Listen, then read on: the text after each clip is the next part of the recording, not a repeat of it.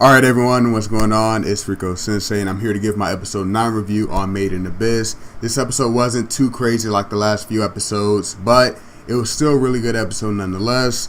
So this episode, the first half wasn't too crazy, but the second half really does get you interested. So the first half of the episode, we see Reg and Rico, they're heading towards the 4th layer. And on their way there, they have all these different types of creatures and all that. They're trying to eat each other and, you know, that kind of thing. So what Reg and Rico does for the big creatures not to eat them is that they use these little creatures as bait. So they throw them out and the big creatures eat them and give Reg and Rico a chance to escape without being noticed. And later on, we see that they're in a ship that was a really old ship, and I guess that ship turned into a lair for one of the big creatures, and Reg decides to use his incinerator. If you guys remember, if he uses the incinerator, pretty much he passes out for 2 hours, and that's really dangerous because I don't know if you guys remember, but the same creature that was in episode 1 appeared, and it's after Reg and Rico, and they really don't have a chance to really fight it off because Reg is about to pass out. Now, Rico, this is where she really comes in with her brains and whatnot. So she uses her tactics to pretty much get away, and she carries Reg by the arms, his like little extendable arms or whatnot. He uses that to carry him, and she's having a really hard time doing this. Like, she's having some really bad luck, and alongside the bad luck, the curse of the abyss is also taking place. So not only is she just having bad luck with these creatures and whatnot, she's having like dizziness, exhaustion, nausea, hallucinations.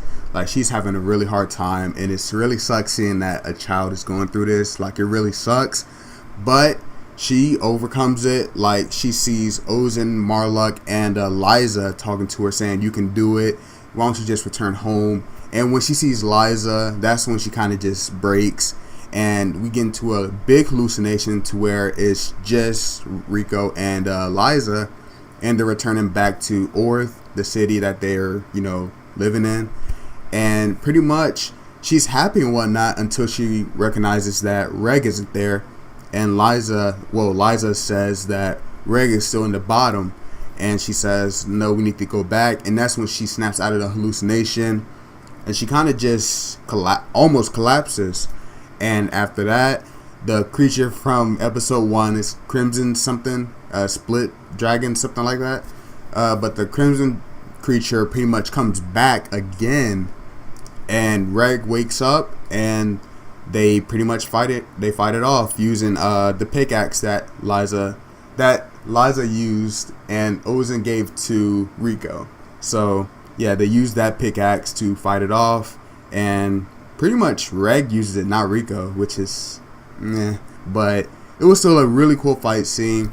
Again, this episode wasn't nothing too crazy. It was just showing them survive, and it was also seeing how Rico could handle on her own with the Curse of the Abyss. I'm glad she's strong enough to overcome it, but again, it's just going to get heavier and heavier on her the further they go down.